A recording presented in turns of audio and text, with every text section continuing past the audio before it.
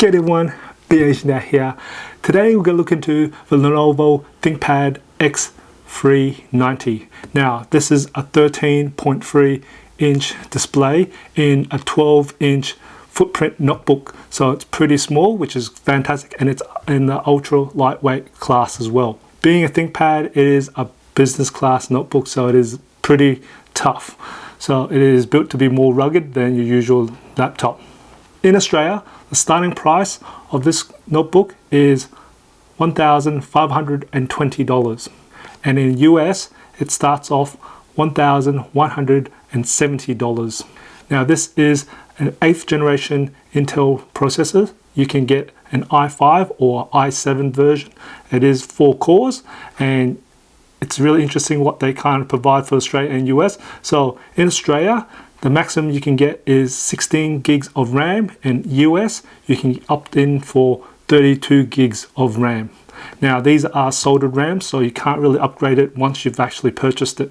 And you can get 1 terabyte of SSD hard drive in these babies. Now looking back at the display, it is a 13.3 inch full HD display. Now you can either get the non-touch version or touch version. Now these go at around about 300 nits of brightness, and there is in US you can get the privacy guard version, which is 400 nits. Now with the privacy guard, it limits the actual viewing angle of the screen itself, so it's really more just for the user, and anyone else next to them, they can't really see much. So it is good for business use for that. As you can see, they've actually improved on the bezel. It's a lot more narrow now compared to the X280. Now I've done a review on the X280, and I'll put a link in the description below so you can actually check that out after if you wish, and you'll see this is a lot more narrow. Now the starting weight of this X390 is 1.29 kilos, so it's pretty light, but it's not the lightest. The X1 Carbon is lighter, but this is pretty good, but it is a lot more cheaper than X1 Carbon. Let's have a look at the ports we have on this laptop. First, on the right hand side, we have the optional smart card reader. Then we have the exhaust fan, USB 3.1, a security lock port, and then on the right hand and the back hand side, on the back here, we do have the optional micro SD card and micro SIM card reader. The left hand side of this, we have the USB-C, this is for AC power. We have Thunderbolt here, which is USB-C, and we have the Ethernet extension. Now this works off the Lenovo dongles, so you have a special one for that, and together these two will work for their clamping style docks that Lenovo has. We've got the USB 3.1, and we have a HDMI port, audio combo jack, and that's pretty much it on this side. And coming to the front end, we have pretty much nothing there. So this laptop does come with a 720 webcam on it, and they've actually included a privacy shutter. I love that about Lenovo. It's fantastic they've actually included it. And all it really is they've actually put a little cover here on the top of the webcam, and there's a little switch which is just down here, and it's just a matter of just flicking the switch and you'll see it go red, which means basically the cover's over it and you can't accidentally turn on the webcam or other people spying on you. It saves you from actually having to use a blue tack or electrical tape. I love it. As for the keyboard, it's a Lenovo. They're well known for their keyboards, and they are great, and this is no exception to it. And Lenovo are well known for their nice, rugged, tactile feel keyboards, and this is no exception. And you'll feel it's got a fair bit of tactile. It's got a bit of a travel as well too, which is great, and of course it feels very rugged there. It probably takes a fair bit of spill as well. I don't suggest that, but it probably can take a fair bit of spill and a bit of a bashing there too, which is good. Now if you're new to Lenovo's, I do like to mention that Lenovo's keyboards have this function key is where you usually your control key, and they've swapped it with the control key. Now you can actually change this in the BIOS. I've got a video about how to do that. I'll put a link in the description below if you want to check that out. Or you actually can download the key software for the Lenovo, and you can change it in the software for the function, and the control key can be swapped around if it becomes a nuisance to you. Now it also has a track point, or well known as a G-spot or keyboard nipple, I know it, and that's that little red looking sort of button in the middle there. Now that does control the mouse, and you've got the two buttons below the space bar, and that's really for the left and right click for the track point.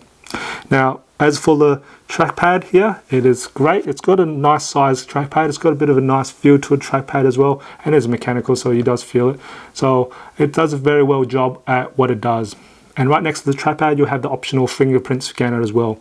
So let's have a look at how much this lid grips without having to put my finger at the back. So you can't really, or it can just barely open it, but it has got quite a nice grip there as well too. But if you pretty much just put one finger at the back and hold and pretty much lift it, it's pretty good. So you can, it's pretty smooth. I think it's a good sort of feel to and friction to there on the lid and the hinge. So let's have a look how far the lid can go back. And it pretty much goes up to 180 degrees. Now I've tested the sound on the X390, and pretty much I put the volume up to 100%, and pretty much I got up to peaking at 90 decibels. So it's pretty loud there, loud enough, and I actually quite like the sound of the quality because the speakers are located on the bottom, and pretty much it's sounding down to the bottom of the table or your lap. It has that nice sort of surround sound feel to it. I wouldn't say it's got a very nice bassy sound, but it's got a nice decent sound to it. As for the battery life, it does come with a 6-cell battery, and it's rated for around about 17.6 hours. I think that's pretty much on power saving mode, where everything's set down to really low. But when I tested it out on my stress test and my average use with the screen brightness at 50%, you're looking at performance level and CPU at 100%, you're looking at about 2 hours. Now, just on average, surfing the web and just doing your usual streaming, you're looking around about close to 9 hours. So anywhere between 2 to 9 hours, what you kind of really expect with this laptop here. Now, it does have rapid charge on this notebook, so it means that you can actually charge the battery up to 80% in 1 hour's time. That's pretty good these days. And it comes with a 65-watt power supply. So while I was doing the stress test and the benchmarks for this computer, I actually did take a note of the temperature and the noise of this computer just to see how it does when it's operating. Now, I just use a food thermometer. That's all I've got to actually measure the temperature of this notebook. So I put the food thermometer on the parts for about 5 minutes, so just to let the temperature settle with its point touching the actual hot areas. And I use a decibel app on my mobile phone to actually measure the actual sound level of this computer. And so I measured the actual temperatures and the sound after an hour of the CPU running at 100%. So the hottest part of the computer was, of course, where the exhaust fan, which is located on the left hand side here. You don't normally touch that side of the computer anyway, so it's not one of the big major dramas. When I did measure it, I had the mobile phone around about 10 centimeters away, and it measured at 52 decibels, and the food thermometer measured at 35 degrees Celsius. And where the other hot area is where the K, L, and the comma key is, that kind of there.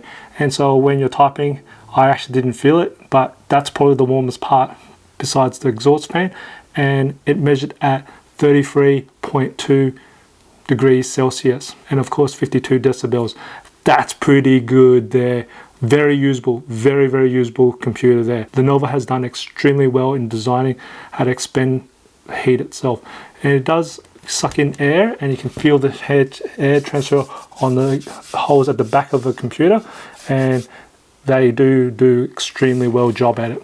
So when the computer is operating between 10 to 50% CPU usage, which is what your average use is, and my mobile phone measured at 47 decibels. So it's actually decently quiet.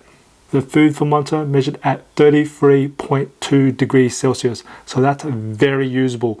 I think they've done very well on this. So even if you touch it, you don't really feel that much. Now they do have a 2-in-1, which is the yoga version of the X390, and I've done a review on that. I'll put a link in the description below, so you can actually check that out if you want to, and also have the comparison between the sizes and dimension of the normal X390 versus the X390 Yoga. So be sure to check that comparison out in that video. Now we're going to color calibrate the screen of the X390 with the Spider 3 Pro. So now the screen is color calibrated.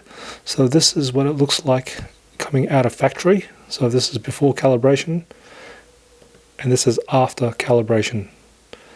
Before, after, before, after. Now what I see is that it looks like coming out of factory is a lot more cooler and has a more greener tinge to it, and once it's calibrated it warms up a lot more, and also I find it a little bit darker as well too. Hope this gives you an idea of the color calibration after. If you find this useful, give it a thumbs up or put a comment below. Love to hear from you. If you enjoyed this video or find it informative, give it a like, and if you haven't done already, subscribe to the channel by hitting that subscribe button on the bottom right hand corner. Just to even support me, but I do try to upload a new video every Tuesdays and Fridays. And just remember, imperfections in life makes it beautiful and interesting. I'll see you in the next video.